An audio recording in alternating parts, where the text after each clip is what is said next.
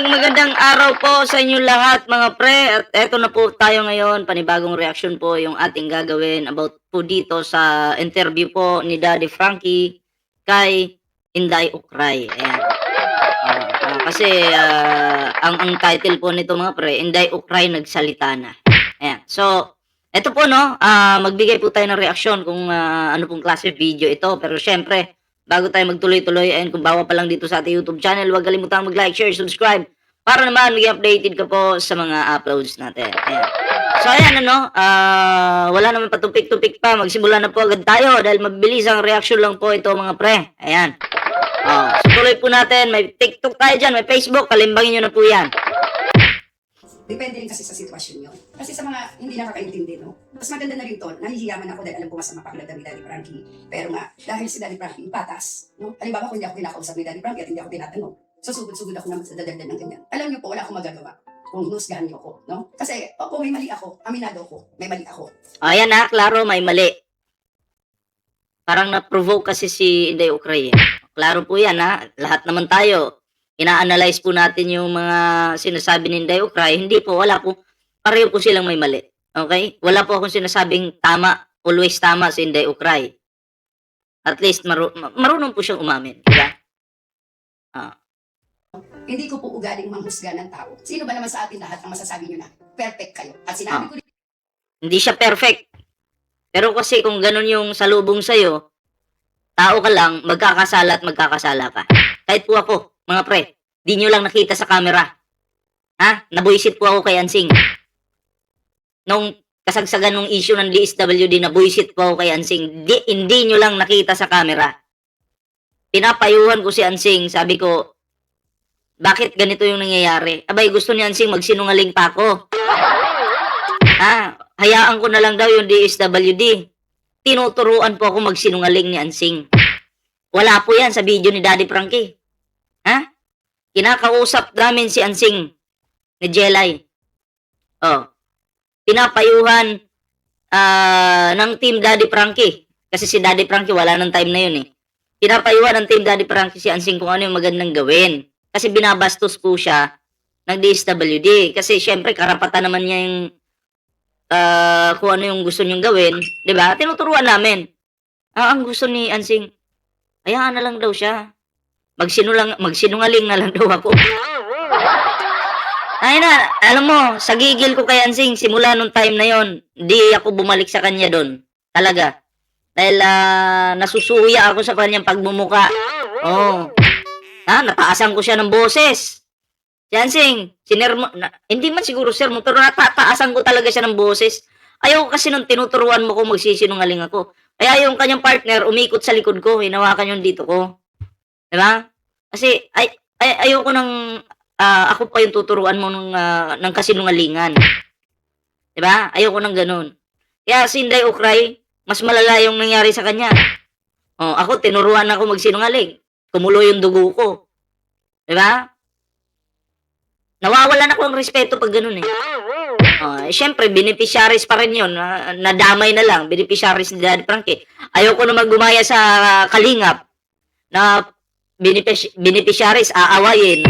Diba? Ayoko ng ganun.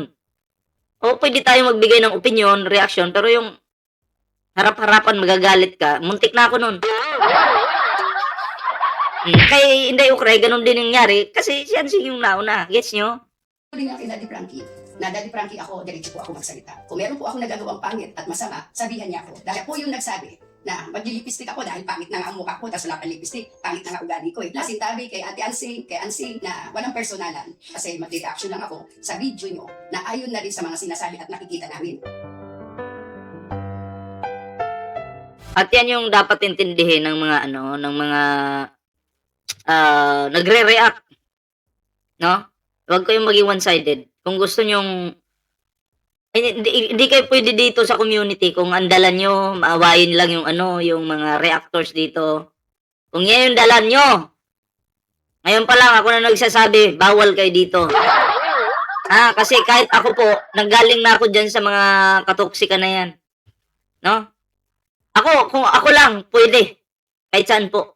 Kaso, nahihiya po tayo kay Daddy Frankie. Ayaw niya ng ganyan. Kung ako lang, pwede eh. Ay, mag-away-away tayo, ah! Gusto nyo ngayon na eh. Pero, mahiya po tayo kay Daddy Frankie, no? Kung gulo lang po, away-away gusto nyo, lumayas na po kayo dito. Ha? SMB ha, makinig ka sa akin. Wala naman tayong problema, pero yun nga, kung patuloy kang... Kasi, paano magiging healthy yung community kung ganyan ka? Diba? Sabi ko nga ayusin, di ba? Mag-ayos, paulit-ulit, di ba? So, kung mag-away-away lang kayo, mahirap sumali dito yung may isyong tao. Ako may issue din po ako, pero hindi ko naman ginagamit dito sa community ni Daddy Frankie. Ha? Tuloy natin. Kababayan OFW, mga kababayan natin na nasa ibang bansa. Mega shoutout po sa inyo lahat. Alam nyo mga kababayan, bukas na po ang flight ni Ma'am Inday, pero may nabuti pa rin ng team kasama si Mami Rochelle ngayon na pinuntahan dito sa kanyang tinutuloyan si Ma'am Inday para makausap, makapagbigay din siya ng kanyang side dahil alam ko bawat isa sa kanila ni Nanay Ansing is para sa akin lang po, no? Baka nabigla lang or hindi lang talaga nagkaunawaan. Nakaraang araw po, napanood ninyo na binalikan ko si Nanay Ansing at napanood niyo naman yung sinabi niya na admit din niya na may pagkakamali siya. Kaya gumawa rin ako ng paraan, nakausapin din si Ma'am Inday, pinuntahan talaga siya. Sinamantala ko na itong pagkakataon kahit gabi pa, ay pinili ko bago siya bumalik ng Japan para magkaliwanagan. At gusto ko lang din sabihin sa lahat ng ating mga tagapanood na kaya ko ito ginagawa is para maging maayos. Si Daddy Frankie always hangad ko'y maging maganda or gaganda ang samahan. Dahil nga po andito tayo sa social media at lalong-lalo na po bilang charity vlogger is gagawa ko ng paraan. At gusto ko rin na mapagbigyan si Ma'am Inday na masabi yung gusto niyang sabihin. Alam ko may gusto siyang sabihin at gusto rin niyang magpaliwanag. Dahil kung natatandaan ninyo, yung una nilang tagpo ni Nanay Ansing is inuwi ko na kasi medyo mainit. Medyo hindi nga po nagka-ikihan. Kaya sana, no, ay maging, yun para sa akin, sana maging maayos or magka-unawaan. No? So, Ma'am Inday, magandang gabi ulit. Ayan. So, tanong ko lang, Ma'am Inday, kumusta ka naman? Ay, nakamute pala ako, sorry. Tuloy natin. So, may mga tanong si Daddy Frankie. Ayan, panoorin natin to. Ilang araw ka mula nung umalis ka sa Pangasinan dito? Sa akin, syempre na-miss ko yung mga kalugan, yung mga harutan, di ba? Kasi alam naman natin lahat, no? At sa mga supporter viewers ng Daddy Frankie, na yung bawat galaw namin, depende rin kasi sa sitwasyon yon. Meron ang Daddy Frankie, may good vibes, di ba? May seryoso, may iyakan, mga ganyan. So, na-miss ko dito, kahit na hindi tayo ganun katagal naman nagkasama-sama. Pero syempre, masaya yung babaunin ko sa Japan dahil tinanggap nyo kami ng talagang tao nyo kami tinanggap. Nung una kasama yung team ko, may pa-surprise ka sa birthday ko. So, syempre, isang malaking bagay yun, no? Dahil tayo, once a year lang tayo nagbe-birthday, pero yung bilang first time kitang na-meet, tapos ganun po yung sinurprise mo sa akin. Ang saya-saya ko, syempre, babauli ko po talaga yung saya na yun. At yung ganun din sa mga buong team ng Daddy Frankie, Mami Rochelle, no? Hindi ko po naramdaman talaga yung may halong plastic. Although syempre nandun po yung hiya natin, gano'n naman talaga pag first time sa tao, di ba? Pero dahil nga sa pinakita nyo at pinaramdam nyo, talagang totoong tao kayo, tapos ganun din sa buong team, noong una, nangangapa. Nangangapa. Ay, yan si Inday Ukray, mga pre, no? Dati, kasi, ano kasi siya nag-support dun sa negosyante.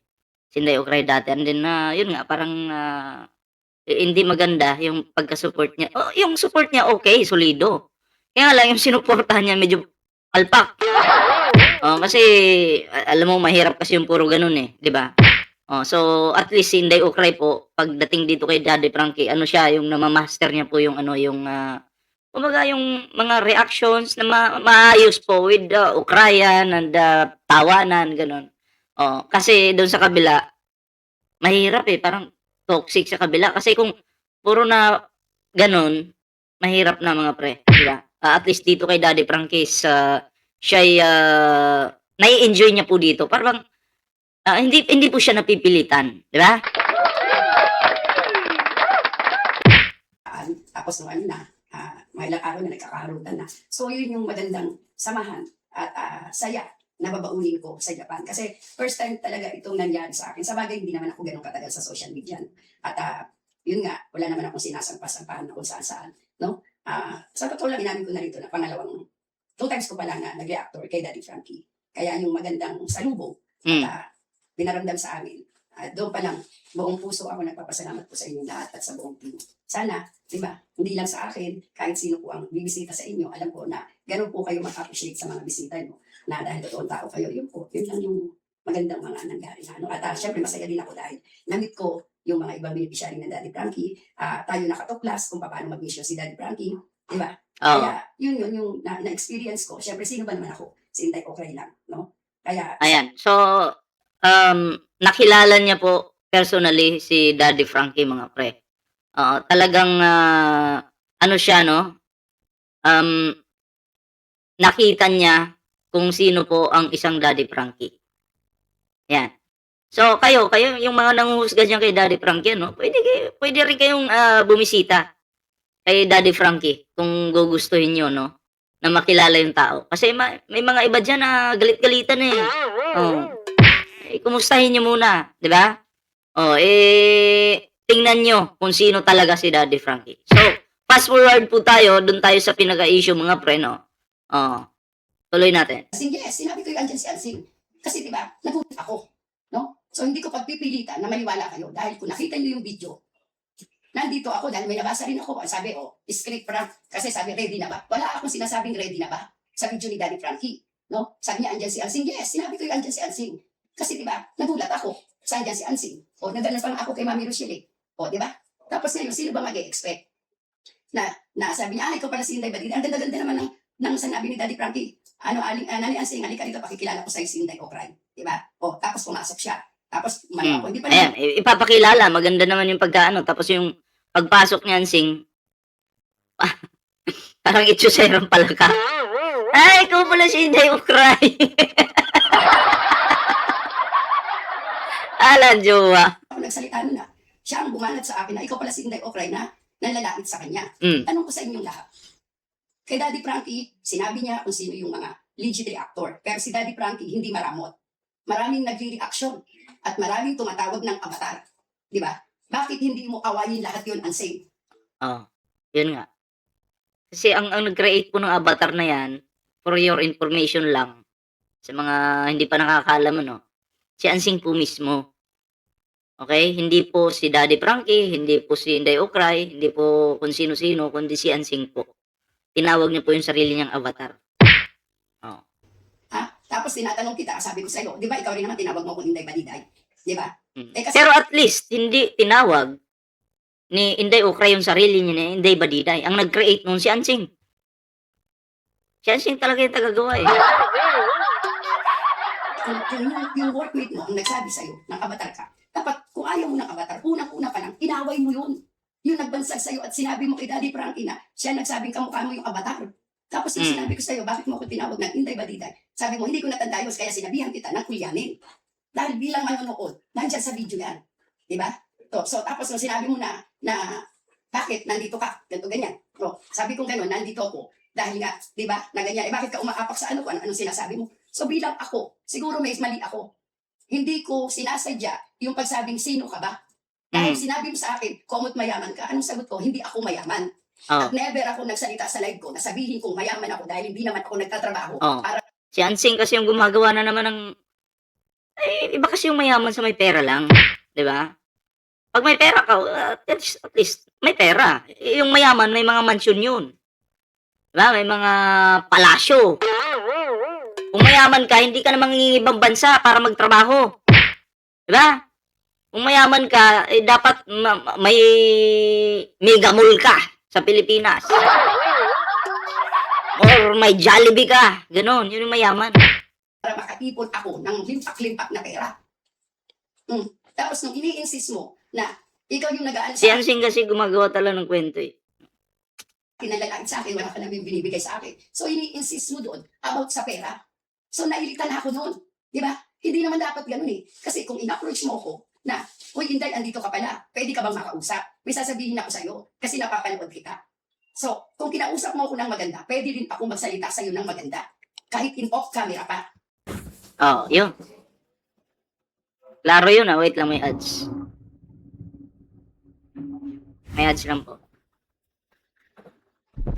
May nagsabi Sayang, hindi tuloy nagkalapad si Ansing doon. Oh, lapad na sana yun kung hindi mo inaway si Maminday Ukray. ka dyan, after daw ng away namin. Sabi, nagyakap daw kami. Buti kayo, alam nyo yun eh. Oh, paano ko yayakapin si Ansing? Inilayo nga ako ni Daddy Frank. Nakita nyo naman sa camera yun. Hanggang sa sasakyan. Ako nga, hindi ko na nakita kung may camera yan dahil wala naman ako, mainis kami. Kung may camera man yan, walang cut doon, lahat yun nakita nyo. Oh, siya nagsabi sa akin na wala ka naman tinutulong, wala ka naman binibigay sa akin. Kayo ang sabihan ng ganun. Hindi kayo mapipikon. So, ang pagkakamali ko doon, dahil sa galit ko, una, sinabi ko, magkano ba yung bawat hakbang ko dito? Dahil ang sinasabi niya, umapak ka dito sa lupa namin. Lupa namin to eh. O, kayo, ano mararamdaman nyo ng ganun? Tama ba yun?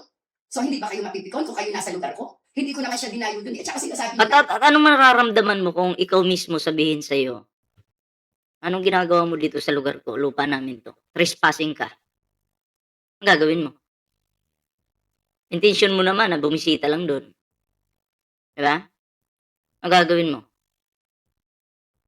Siyempre, magkakaroon ka ng ano. Hindi kasi tayo pare-pareho ng ugali. Katulad ni Inday Ukray, makakapag-react agad yan. Alam naman palakpakan mo si Ansing sa pinagsasabi niya. Pangit din yun. Hindi kahit ako, hindi ko matatanggap yun. Papalakpakan kita. Sa mukha, pwede. Oo. ako may kakasuhan, go! Di ba? Kasi unang-una, pumunta kami doon, si Daddy Frankie as a charity vlogger, beneficiary niya si Oliver, hindi si Ansing. So yung bahay na yun is under construction.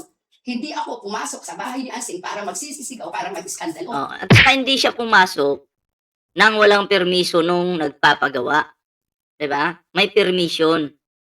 Hindi siya pumasok ng siya lang na walang nakakaalam. May permission 'yun. Gets nyo? Sinabi ko ba yun? Doon ba ako pumasok sa bahay niya? Lupa nila yun. Natural. Yung lupa na inaapakan namin, kahit kanila yun, walang kumangkin.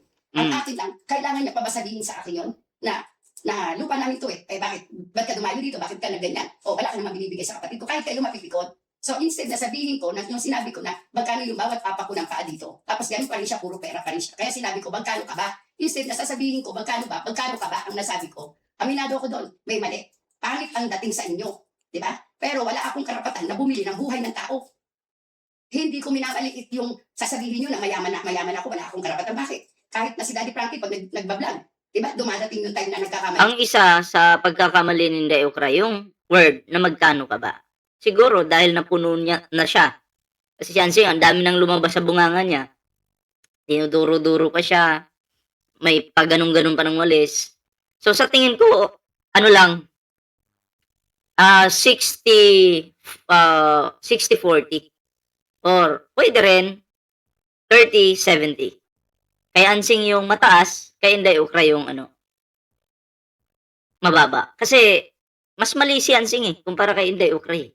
Siya yung nauna. Tandaan po natin sa suntukan or sa lahat ng away kung sino yung naunang manakit physically. Siya yung makakasuhan dyan. Diba? So mas maganda na nga, magpasunto ka na lang una. Para lamang ka. Diba? Yun po yun. siya. O, di ba? Makaalis nyo ba yun? So, yung pagkakamali ko na yun, inaamin ko yun. Pero, hindi ibig sabihin, no, bibili ko o gusto kong bilhin yung buhay ni Ansing. Di ba?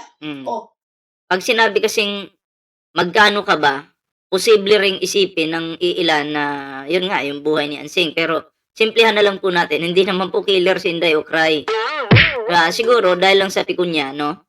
Na nasabi niya yun. Oo. Ang nakakapagtaka dito, punahin nyo rin si Ansing sa kanyang mga ginagawa. Para, kung pupunahin nyo man si Inday Ukray, magiging fair yung tingin namin. Okay, nasa patas lang pala tong mga nagko-komento dito eh. Ganun po. 'Di ba? So, punahin nyo both sides. aminado ko doon. Meron pa nagsabi dyan, kung ikaw si Ansing, sasampalin mo ako ng kaliwat kanan. O, may nagsabi supporter dyan, sana ginawa mo. Di ba? Gawin mo. Tapos sinasabi nyo ba na pagtutulungan ako ng mga kamag-anak na okay yan, kahit ngayon, tigbakin nyo ako eh. O, Di ba? Kung mamamatay ako, pero huwag niyo akong tatakutin dahil hindi ako takot mamatay. Di ba? Ang dami yung mga kuro-kuro. Mas may alam kayo na kami mismo yung personal, pero kayo yung kuro-kuro nyo. Madali kasi magsabi na sampalin kita ng kaliwat kanan. Sa comment, madali. Sa personal, mahirap. Di ba? Kayo yung manghusga na wala naman kayong alam na panood nyo sa video. Pero sinasabi nyo script at prank. No? Bakit nyo alam na script prank? May binabasa ba kaming ganyan? At saka ako, uutusan ni Daddy Frank. Ayun nga yung sabi ko sa kanila, di ba? Kung script lang pala yun o prank lang pala yun, kasi si Daddy Frankie, akala niya prank. Kasi nagpa-prank din minsan ng team Daddy Frankie.